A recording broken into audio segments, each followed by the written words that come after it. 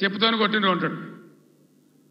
ఇంకో ముఖ్యమంత్రిని ఇవన్నీ ఏమైనాయి ఎందుకు ఏమని గట్టిగా నిలదీస్తే ఏం మాట్లాడతారు లిల్లీ పుట్టుగాళ్ళు? నీ గుడ్లు వీకి గోటీలు ఆడుకుంటాము, నీ పేగులు తీసి మెడలేసుకుంటాము, నిన్ను పండబెట్టి తొక్కుతాము, నీ ముడ్డి మీద షెడ్డి లేకుండా షెడ్డీలు గుద్దుకుంటాము. ఇదేనా 10 ఏళ్లలో నేను ముఖ్యమంత్రి ఉన్నప్పుడు ఒక్కసారి ఇటువంటి మాట విన్నారా? ఇంత అగౌరవంగా మాట్లాడినామా? ఇంత అన్యాయం మీ కళ్ళ ముందనే జరగాలనా? దయచేసి ఆలోచన చేయాలి. ఎలక్షన్ అంటే ఓట్లు అంటే ఏదో ఆగమాగం ఓట్లేసుడు కాదు.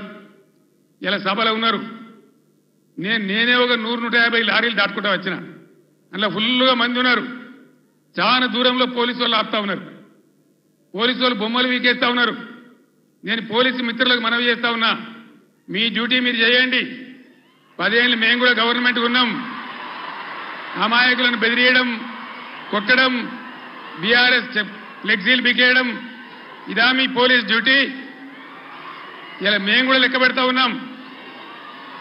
నేను పోలీసు పేరెత్తంగానే ప్రజలు ఎట్లా మాట్లాడుతున్నారో మీరు చూస్తున్నారు, ప్రజల గోల చూస్తున్నారు. ఇప్పటికైనా మీ అరాచకాలు బంద్ చేయండి, జాగ్రత్త. లేకపోతే మళ్ళా గ్యారంటీగా బీఆర్ఎస్ అధికారానికి వస్తుంది. అప్పుడు మీ గతి ఏమైందో ఆలోచన చేసుకోవాలి.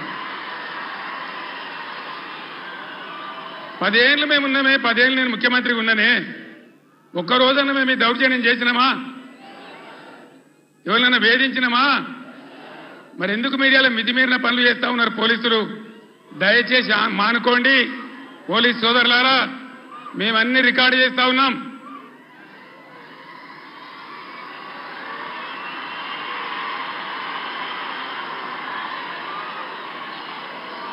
ఈ ప్రజల స్పందన చూసైనా మీరు మారాలి. డీజీపీ గారు మీరు మారాలని నేను చెప్తా ఉన్నా, లేకపోతే మీ మీదకి ప్రజలే తిరుగుబడే రోడ్ వస్తుంది, జాగ్రత్త అని నేను చెప్తా ఉన్నా.